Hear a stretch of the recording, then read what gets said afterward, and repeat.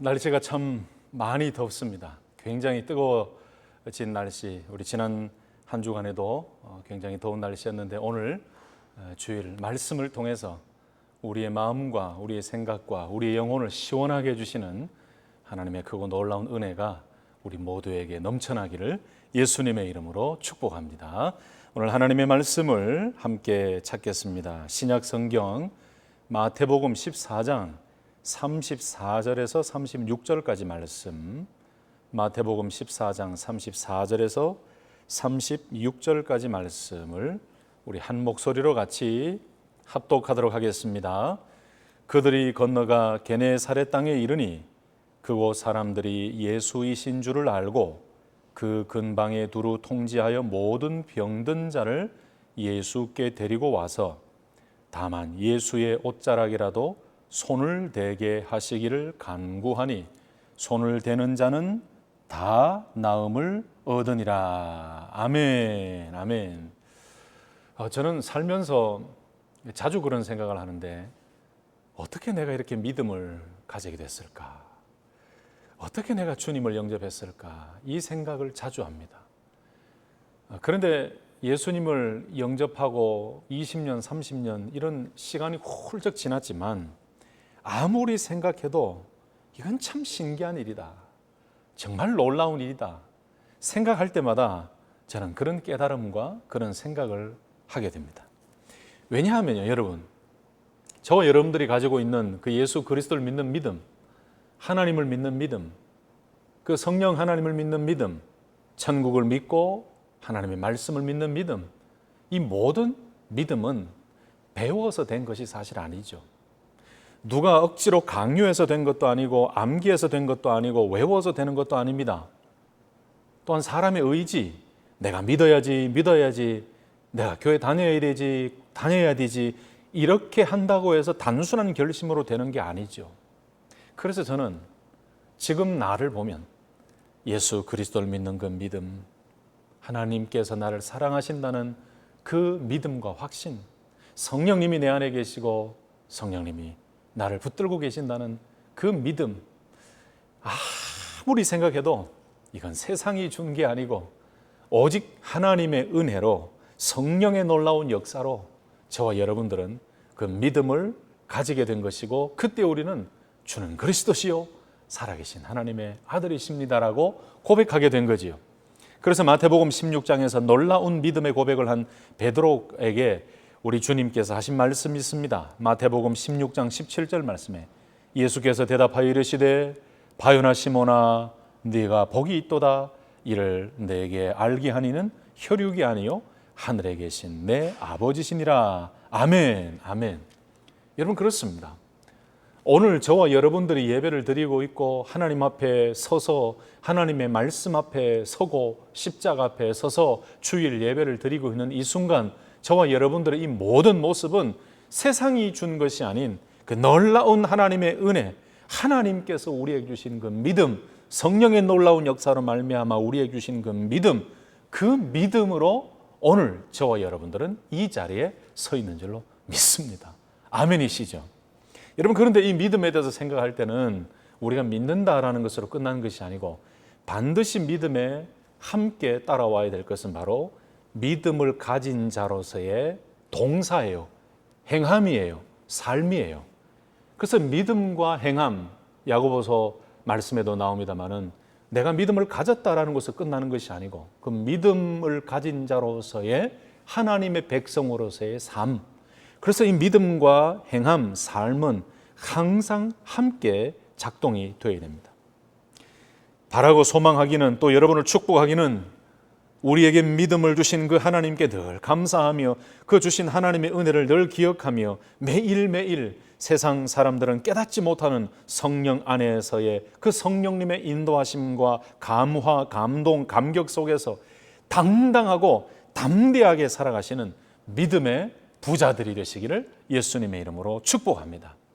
자, 이런 믿음의 은혜를 생각하면서 오늘 본문 말씀을 한번 잘 보세요. 바로 그런 믿음을 가진 자들이 예수님의 놀라운 치유의 기적을 경험하게 된 이야기가 오늘 말씀 속에 나옵니다. 오늘 본문 말씀은 굉장히 짧았습니다. 3절밖에 없습니다. 그러나 이 짧은 말씀이지만 이 속에 우리의 믿음의 모습은 어떠해야 하는지, 그리고 예수님께서 행하신 그 놀라운 치유와 기적을 우리도 경험하려면 지금도 어떻게 주님 앞에 우리는 서야 되는지를 잘 말씀해 주고 있습니다. 그래서 저는 오늘 말씀 속에 나오는 정말 중요한 동사를 찾아서 함께 말씀을 나누려고 해요. 오늘 우리가 읽은 말씀 가운데 중요한 동사 여러 가지가 나옵니다. 그 첫 번째는 알고라는 동사예요. 이 알고라는 말씀, 34절과 35절 상반절 다시 한번 보시면 그들이 건너가 게네사렛 땅에 이르니 그곳 사람들이 예수이신 줄을 알고라고 했습니다. 여러분, 게네사렛 사람들은 예수님을 분명하게 알았습니다. 비록 예수님을 직접 만나지는 못했지만 분명히 예수님이 누구이신지를 알았습니다. 여러분, 요즘 시대는 이게 참 복잡하고 모호한 시대가 된 것 같아요. 아주 혼합된 시대가 된 것 같아요. 이게 믿음도 아니고 또 믿음을 안 가진 것도 아니고 믿음 같기는 한데 이것도 세속적인 믿음 같기도 하고, 그래서 이 시대를 가리켜서 많은 사회학자들이 혼합주의의 시대라고 이야기하고 모호성의 시대라고 많은 이야기를 하지요. 그러나 여러분, 세상은 그렇게 변해가고 세상은 그렇게 모호한 행동을 취하며 자기 자신의 유익을 취하는 이기주의적인 삶, 개인주의적인 삶이 이 세상에 팽배해진다 할지라도 예수 그리스도를 믿고 하나님의 자녀가 된 저와 여러분들에게 있어서는 이 세상에서 살아가고 있지만, 믿음을 가진 자로 살아가고 있지만 아주 애매하고 모호한 모습을 가지고 살아서는 안 된다는 거죠. 오늘 게네사렛 사람들은 예수님을 분명히 알았습니다.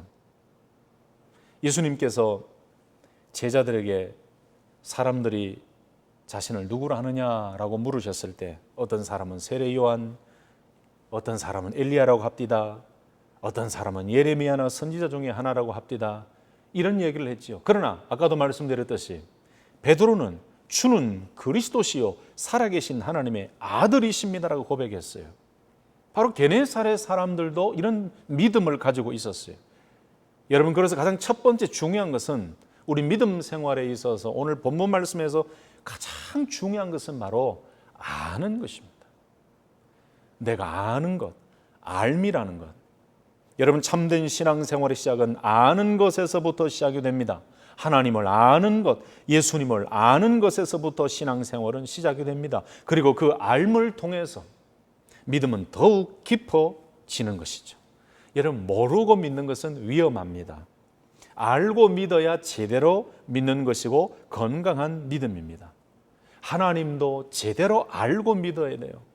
예수님도 제대로 알아야 되고 성경도 제대로 알아야 되고 한 번으로 끝나는 것이 아니고 우리는 계속해서 하나님을 알아가고 예수님을 알아가고 성령님을 알아가고 성경을 알아가야 됩니다. 여러분, 제대로 알 때 제대로 믿게 됩니다. 그러므로 신앙생활은 하나님을 알고 예수님을 알므로 인해서 참된 기쁨과 감격으로 신앙생활을 시작하게 되고 계속해서 알아가는 그 알을 통해서 하나님에 대한 지식, 예수님에 대한 지식, 성경과 성령님에 대한 지식, 그 알을 통해서 우리의 믿음은 더 견고해지고 견실해지게 되는 거죠.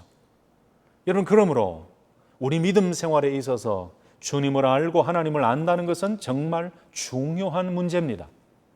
우리가 신앙생활하면서 언제 문제가 생기던가요? 언제 우리의 믿음 생활이나 우리의 공동체 속에서 어려움이 생기던가요? 문제가 어디서 나오던가요? 여러분, 이단이 왜 그렇게 생겨지고 이단에 빠지는 걸까요?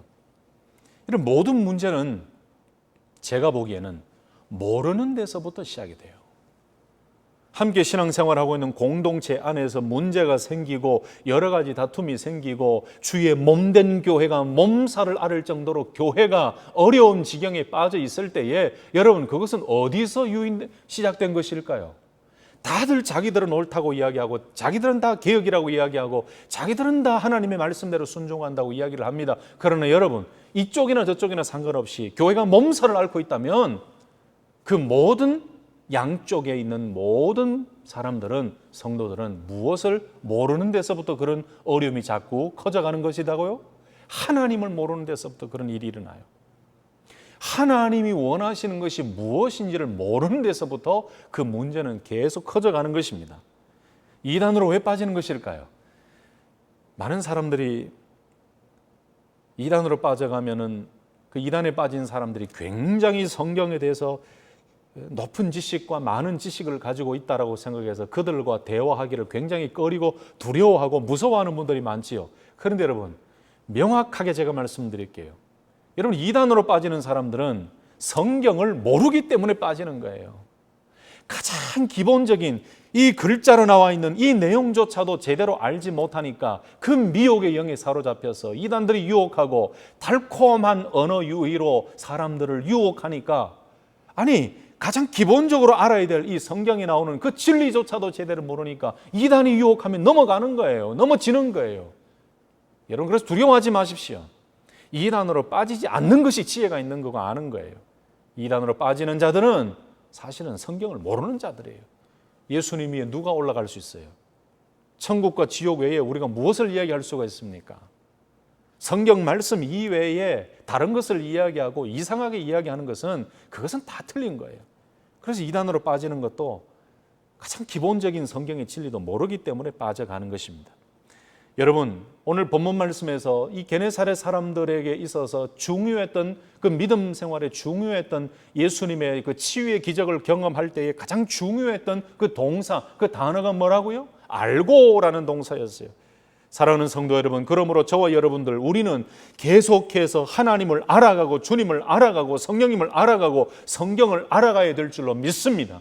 한번 믿은 것으로 끝나지 아니하고 오늘도 하나님은 나에게 이런 분이시고 하나님의 말씀을 통해, 계시의 말씀을 통해 하나님 자신을 드러내 보여주시고 하나님의 뜻을 보여주시는 그 하나님을 깨닫고 계속해서 하나님을 알아가고 하나님의 뜻을 알아갈 때에 우리의 믿음 생활은 견고하고 흔들리지 아니하고 승리하는 줄로 믿으시기를 예수님의 이름으로 축복합니다. 그래서 호세아서 6장 3절의 말씀이 우리에게는 힘이 되고 우리에게는 도전이 됩니다. 그러므로 우리가 여호와를 알자, 힘써 여호와를 알자. 그의 나타나심은 새벽 빛같이 어김없나니 비와 같이 땅을 적시는 늦은 비와 같이 우리에게 임하시리라 하니라. 할렐루야. 다시 한번 여러분을 축복합니다. 사랑하는 성도 여러분, 저와 여러분도 우리 모두가 이미 알고 있는 그 믿음 위에서 계속해서 그리스도를 알아가고 하나님을 알아가고 성령님을 알아가고 성경을 알아가는 믿음의 부요한 자로 승리하시기를 예수님의 이름으로 축복합니다. 두 번째로, 오늘 본문 말씀에서 믿음 생활에 있어서 굉장히 중요한 동사가 나옵니다. 그것은 바로 두루 통지하여라는 단어입니다. 35절 말씀에 그곳 사람들이 예수이신 줄을 알고 그 근방에 두루 통지하여라고 말씀했어요. 여러분, 여기 통지하여라는 말은 아페스테일란이라는 말이에요. 아페스테일란.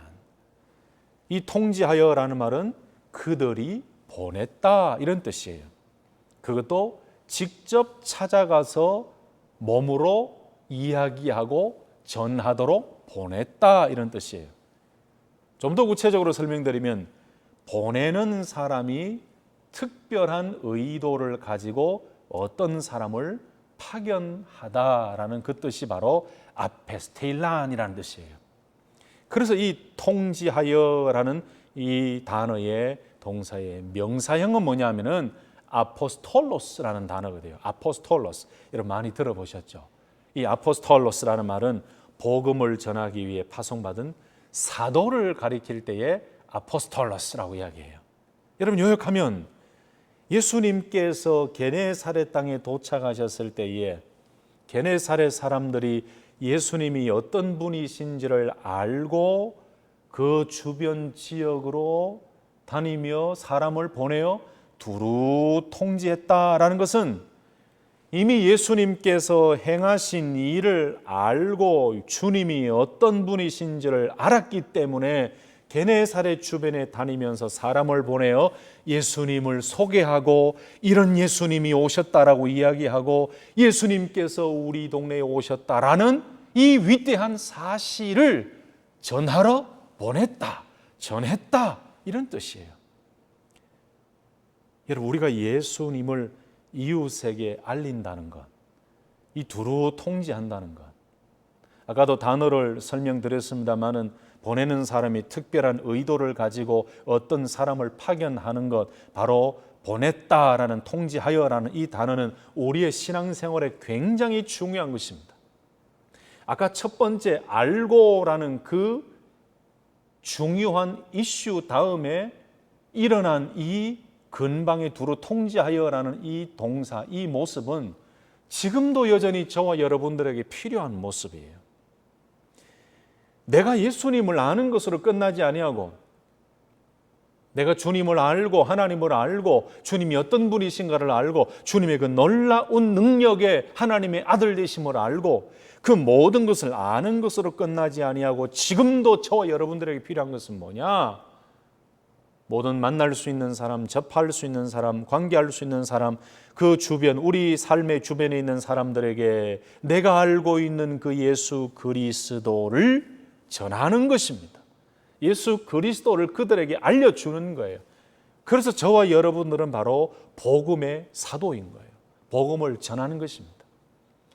여러분, 여기에서 우리의 믿음의 건강성이 드러납니다. 여러분, 우리 마음속에 기쁨이 넘치고 우리 마음속에 진실로 그리고 사실과 그리고 보물이 우리 가운데 있을 때에, 우리 안에 있을 때에, 우리가 소유하고 있을 때에 가만히 있지를 못하죠.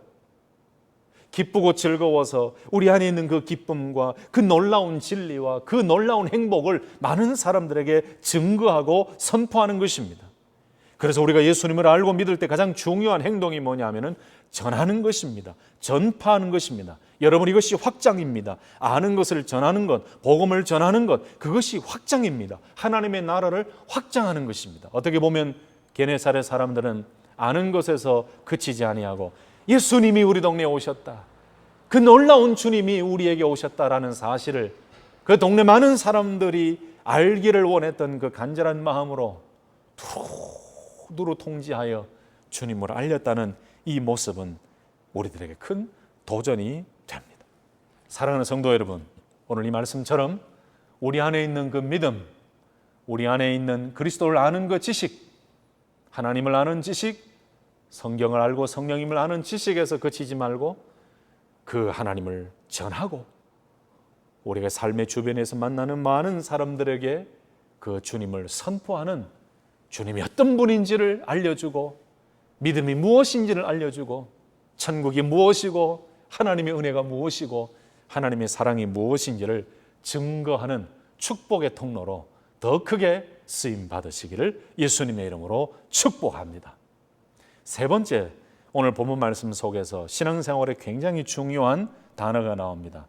그것은 바로 예수께 데리고 와서라는 35절 말씀이에요. 35절 하반절 말씀 보시면 모든 병든 자를 예수께 데리고 와서라고 했습니다.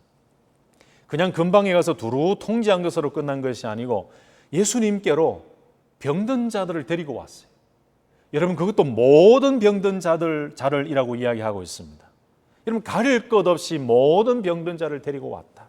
주님 앞으로 데리고 올 사람들은 여러분 가리면 안 됩니다. 모든 사람들이 주님 앞으로 나오도록 해야 됩니다. 그 사람이 어떠하든지 간에 우리가 이야기할 수 있고 우리가 할 수 있는 최선을 다해서 우리는 예수님께로 데리고 와야 돼요. 여러분이 목회자로서 사역하다 보면은 때로는 이런 모습을 보게 됩니다.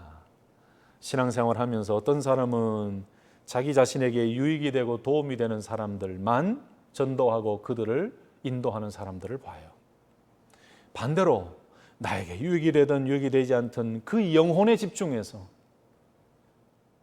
그분의 환경이나 그분의 모습이나 그분의 컨디션이 어떠하든지 간에 그 영혼이 중요해서 참 남들은 가까이 하기 어려운, 참 가까이 가면 힘들고 어려운 그런 모습이지만 찾아가서 그들을 데리고 주님께로 오는 모습, 여러분 얼마나 아름다운지 모르겠어요. 제가 사역하면서 그런 것을 많이 경험했습니다만은 새 가족이 오면은 어떤 분들은 그 새 가족의 성분을 봐요. 이 표현이 좀 죄송합니다만은 새 가족의 성분을 보는 거예요. 그래서 굉장히 자기에게 도움이 되고 좀 퀄리티 있다라고 여겨지면은 그분들만 찾아가는 그런 사람들도 있었어요. 근데 어떤 분들은 정말로 헐벗고 굶주리고 혼자는 움직이지 못하는 휠체어를 타고 오시고 지팡이를 짚고 오시고 일주일에 3번, 4번, 5번 병원을 가야 되는 그런 어려운 환경에 처해 있지만 오히려 그런 분들을 더 감싸 안으면서 그분들에게 더 신방을 가고 오히려 자기의 시간과 이 경제적인 것과 또 차를 동원해서 승용차를 동원해서 그분들을 병원에 모셔다 드리면서 어쨌든 그분이 주님 안에서 믿음으로 승리할 수 있도록 가리지 아니하고 자기에게 맡겨진 그 영혼이라고 생각하고 사랑으로 섬기는 그런 분들도 많이 봤어요. 여러분 바로 이 게네사렛 사람들은 믿음만 있었던 것도 아니고 그 믿음을 가지고 통지해서 예수님을 전했고 그리고 예수님을 전하고 끝난 것이 아니고 모든 병든 자들을 예수님께로 데리고 왔다는 거예요. 여러분 왜 이런 모습이 나타났을까요? 바로 영혼 사랑 아니겠습니까? 그 병든 자들을 사랑하는 그 마음, 그리고 그 예수님이 어떤 분이신가를 아는 주님만이 고칠 수 있다는 거, 확실한 믿음과 사랑이라는 것이 합쳐져서 모든 병든 자를 예수님께로 데리고 왔다는 것, 우리들에게는 큰 도전이 되는 말씀인 것 같습니다.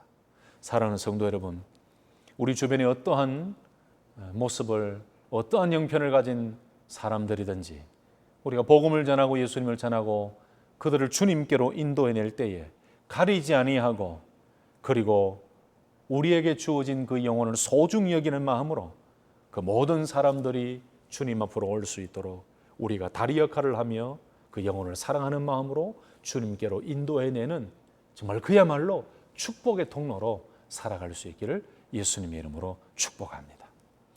또 한 가지가 있습니다. 또 한 가지 우리에게 굉장히 중요한 단어는 바로 간구하니라는 단어입니다. 36절 말씀에 나옵니다. 다만 예수의 옷자락이라도 손을 대게 하시기를 간구하니 그랬습니다.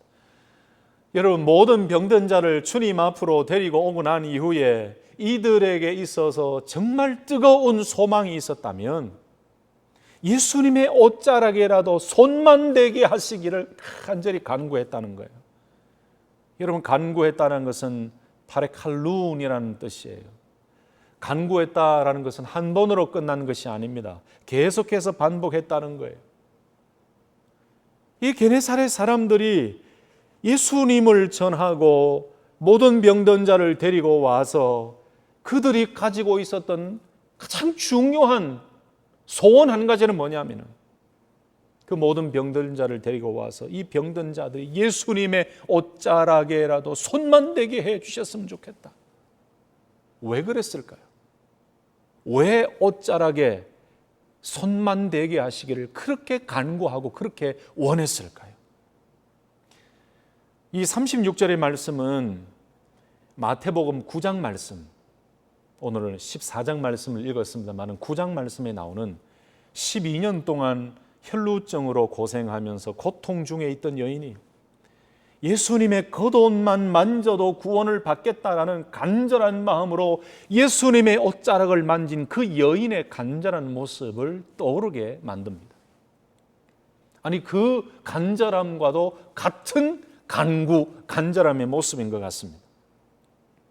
마태복음 9장 19절에서 22절 말씀 보면은 예수께서 일어나 따라가시매 제자들도 가더니 12해 동안이나 혈루증으로 앓는 여자가 예수의 뒤로 와서 그 겉옷가를 만지니 이는 제 마음에 그 겉옷만 만져도 구원을 받겠다 함이라. 예수께서 돌이켜 그를 보시며 이르시되 딸아 안심하라 내 믿음이 너를 구원하였다 하시니 여자가 그 즉시 구원을 받으니라. 아멘. 할렐루야.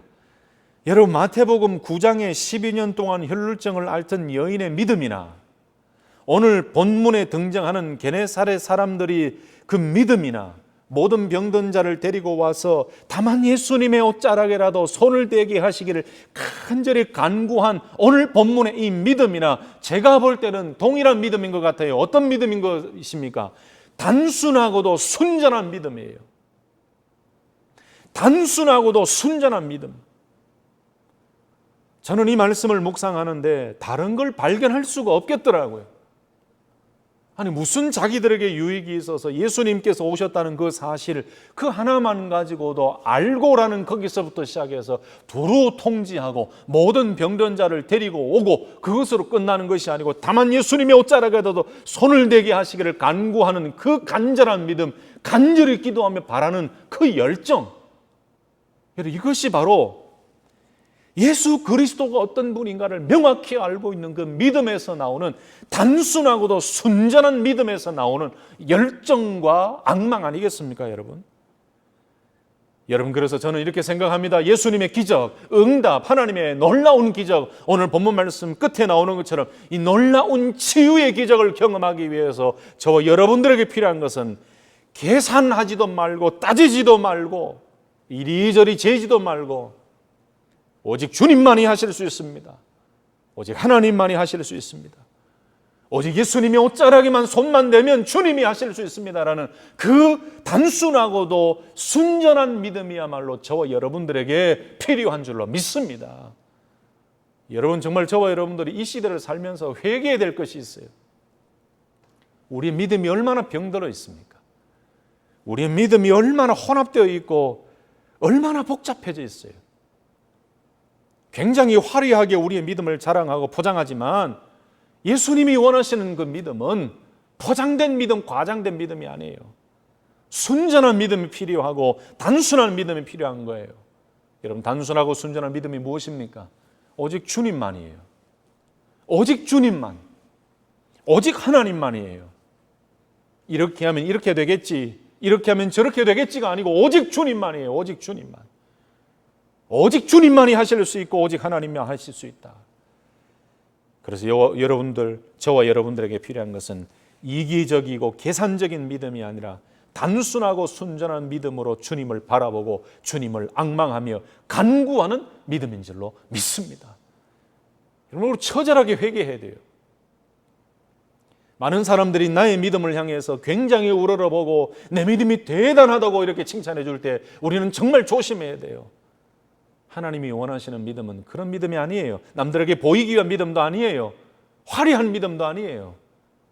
아무것도 아니더라도 누구 다 몰라줘도 오직 하나님만 믿고 주님만 믿고 말씀만 믿는 단순하고도 순전한 믿음. 여러분, 게네사렛 사람들이 그 모든 병든 자를 데리고 와서 다만 예수님의 옷자락이라도 손을 대게 하시기를 간구한 그 이유가 어디에 있습니까? 그들의 믿음에 있다는 거예요. 다른 것 따지지 아니하고 이미 9장에 있는 그 스토리를 이들이 다 알고 있었겠지요. 12의 혈루증을 앓던 그 여인이 어떻게 구원을 받았고 예수님이 그 병든 자를 치유해 주시는 놀라운 구원의 하나님이라는 것을 알고 있었겠지요. 그러니까 이들은 이 모든 병든 자들에게도 예수님의 옷자락에만 손을 댈 수 있기를 간절히 간구했다는 거예요. 사랑하는 성도 여러분, 지금 우리들에게 무엇보다도 필요한 것은, 무엇보다도 먼저 회복되어져야 될 것은 바로 이 믿음의 회복입니다. 너무나 세상적이고 기복적이고 이기적이고 개인주의적인 그 믿음의 모습, 너무나 비성경적이고 인간의 지식과 생각과 이론과 판단으로 따지고 측량하려고 드는 그 교만한 모습의 모든 것을 던져버리고 지금 당장 우리에게 필요한 것은 그저 순전하고 단순한 믿음이에요. 오직 주님만, 오직 말씀만, 오직 하나님만, 오직 성령님만.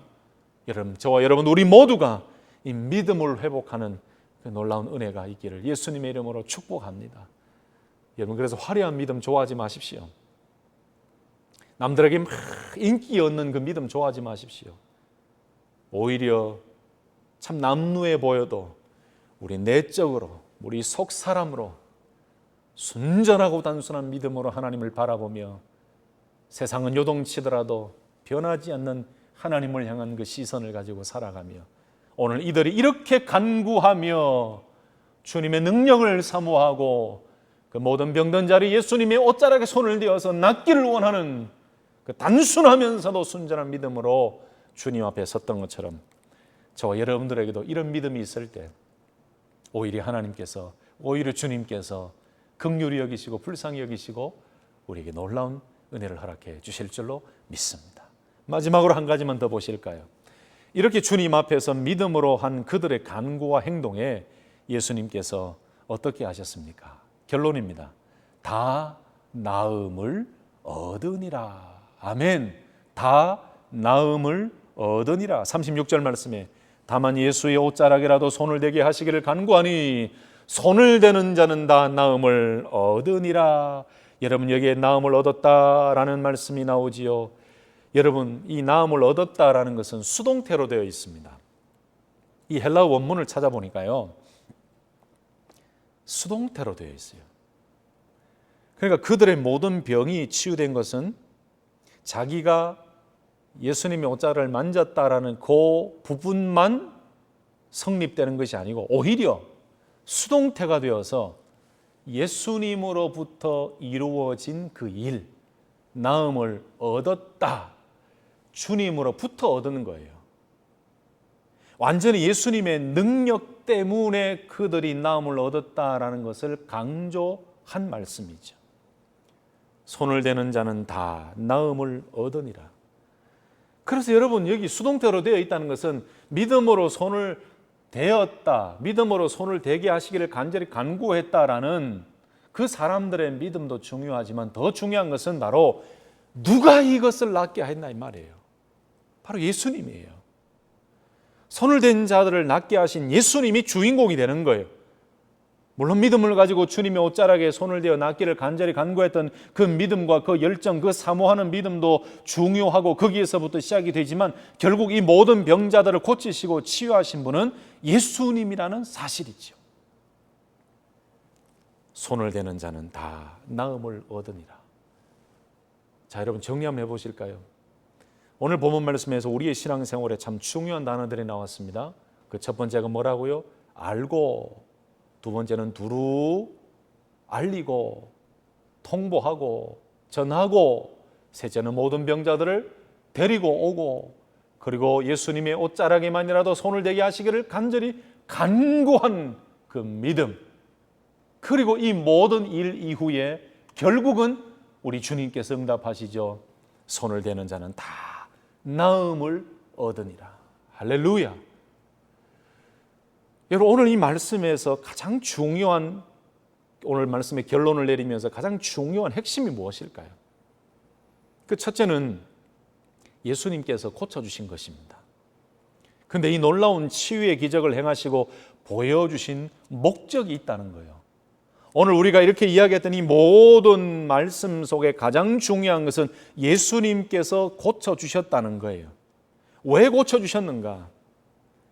이미 오늘 14장 말씀에 보면은 여러 가지 기적이 나타납니다. 5천 명을 먹이신 기적이 나타납니다. 물 위를 걸으신 예수님의 기적이 나타납니다. 여러분, 바로 앞에 물 위를 걸으신 예수님께서 베드로와 제자들에게 예수님만이 바람과 바다를 잔잔케 하실 수 있는 그야말로 전능하신 하나님이심을 보여주신 것처럼 오늘 본문에서도 이런 치유의 기적을 통해서 오직 주님만이 모든 문제를 해결해 주실 수 있는 구원자가 되시며 앞으로 더 나아가서 모든 인류의 죄를 사해 주실 수 있는 구세주가 되심을 미리 보여주신 것입니다. 예수님께서 인기를 위해서 하신 것도 아니에요. 이 치유의 놀라운 일들을 통해서 예수님께서 하시고자 하셨던, 보여주시고자 하셨던 그 목적은 뭐냐 하면은 예수님이 누구이신가를 보여주시기 위함이에요. 그러므로 여러분, 우리 가운데 우리가 믿음 생활하고 우리가 하루하루 살아가면서 우리 주님의 놀라운 치유, 놀라운 하나님의 기적을 허락해 주셨을 때 우리가 생각해야 하는 것은 주님의 주님 되심, 주님의 하나님 되심, 주님의 전능하심을 기억하며 오직 주님만이 우리의 구원자 되시고 우리의 소망이 되시고 우리의 모든 것을 깨끗게 하실 수 있는 분이심을 믿는 그 믿음을 가지는 것이 중요합니다. 오늘 본문에서 게네사렛 병자들이 체험한 그 구원은요, 더 넓게는 예수 그리스도께서 십자가에서 죽으심으로 말미암아 이 모든 죄를 사해 주시며 하나님의 그 놀라운 속죄의 은혜를 허락해 주시는 그 구원의 일까지도 보여주시기 위한 미리 보여주시는 예고예요. 더 넓게는 눈물도 없고 고통도 없는 그 놀라운 새하늘과 새 땅에서 펼쳐질 그 하나님의 영광, 미래에 성취될 그 종말론적인 구원의 그 놀라운 영광을 보여주는 그림자와 같다는 것입니다. 뭐라고요? 오늘 본문에서 가장 중요한 것은 예수님께서 고치셨다, 예수님께서 병을 치료해 주셨다, 구원해 주셨다라는 것인데, 그 고쳐주신 이유는 바로 예수님이 누구이신가를 이들에게 알리고 드러내 보여주시기 위함이라는 거죠. 또 한 가지 오늘 본문 말씀 전체를 통틀어서 중요한 것은 뭐냐 하면은, 이 주님께서 손만 대기를 간절히, 옷자락에 손만 대기를 간절히 간구했던 이들의 모습을 보시고 손을 대는 자는 다 나음을 얻었다라고 말씀했는데, 이것은 바로 그들에게 믿음이 있었기 때문이죠.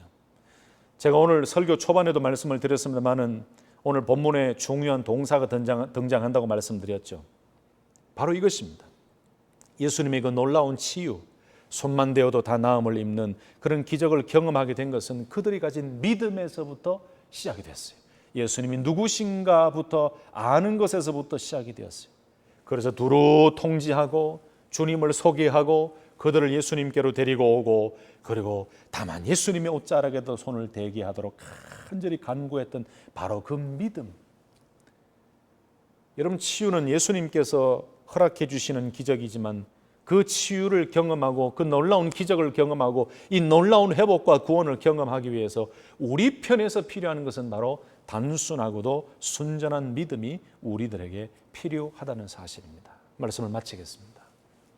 성도 여러분, 오늘도 내일도 저와 여러분들에게 필요한 것은 주님의 치유하심입니다. 주님께서 우리를 고쳐주시는 게 필요해요. 지금 저와 여러분들은 어려운 환경 속에 살고 있습니다. 이 코로나 바이러스가 언제 끝날지 몰라요. 많은 학자들이 끝나지 않을 것 같다라고 이야기도 합니다.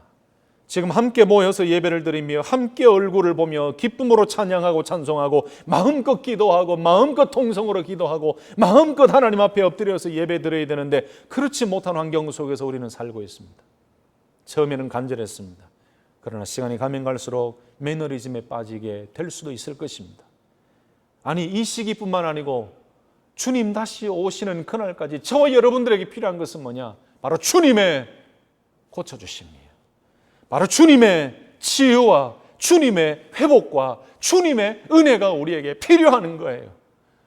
우리가 살아가고 있는 이 세상의 삶이 마치 오늘 본문에 등장하는 모든 병든 자들의 모습처럼 여기저기 성한 곳 없이 다 병든 것 같고, 정치든 경제든 문화든 사람이든 성품이든 인격이든 모든 곳에서 문제가 드러나고 어려움이 있는 것처럼 여겨지지만, 그러나 이 속에서도 우리에게 놀라운 구원과 치유와 회복을 주실 수 있는 분은 예수 그리스도 한 분밖에 없음을 믿고, 오히려 더 단순하고 순전한 믿음을 가지고 하나님을 향해 믿음으로 달려가고 간구하는 그 믿음이 필요하고요, 주님을 아는 믿음이 필요하고요. 그래서 주님께서 오늘 이 본문에 나오는 이들의 모습처럼 다만 주님만 바라보고 주님의 옷자락에만이라도 손만 대기를 원하는 그 간절한 믿음, 주님이 하실 수 있다는 그 믿음 하나로 주님을 바라볼 때 우리에게 바로 주님의 놀라운 치유와 회복과 은혜가 임하는 줄을 믿습니다. 오늘 저와 여러분들에게 필요한 것, 우리의 삶에 필요한 것은 바로 주님의 은혜인 줄로 믿습니다. 오늘 그 놀라운 주님의 치유를 사모하면서 하나님 앞에서, 주님 앞에서 더 겸손한 믿음으로 승리하는 우리 모든 성도님들이 되시기를 예수님의 이름으로 축복합니다. 아멘. 기도하겠습니다. 하나님 아버지, 감사합니다.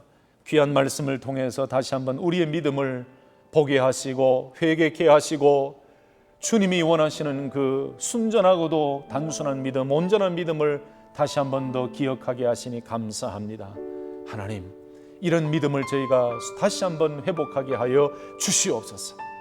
우리의 삶에 필요한 것은 하나님의 은혜요, 주님의 은혜요, 주님의 회복해 하심이요, 그 놀라운 하나님의 치유임을 기억하며 늘 믿음으로 주님을 바라보고 늘 믿음으로 주님을 앙망하는 귀한 믿음의 승리자들 되게 하여 주시옵소서. 아버지여, 곳곳에 여러 가지로 힘들어하는 많은 영혼들이 있습니다. 찾아가 주시옵소서. 그들을 주님께로 인도하게 하여 주시옵소서. 그들이 주님을 알게 하시고 주님의 평안과 주님의 치유하심과 회복해 하심을 경험하며 믿음의 놀라운 은혜, 믿음의 부요자로 승리할 수 있도록 복의 복을 더하여 주시옵소서. 이제는 우리 구주 예수 그리스도의 은혜와 하나님 아버지의 크고 놀라우신 은혜와 성령님의 인도교통 충만하심이 오늘도 이런 믿음으로 승리하며 주님의 도우심, 주님의 은혜, 하나님의 치유하심을 간절히 사모하는 모든 심령들 위해 영원토록 함께 하옵시기를 간절히 축원하옵나이다. 아멘. 아멘.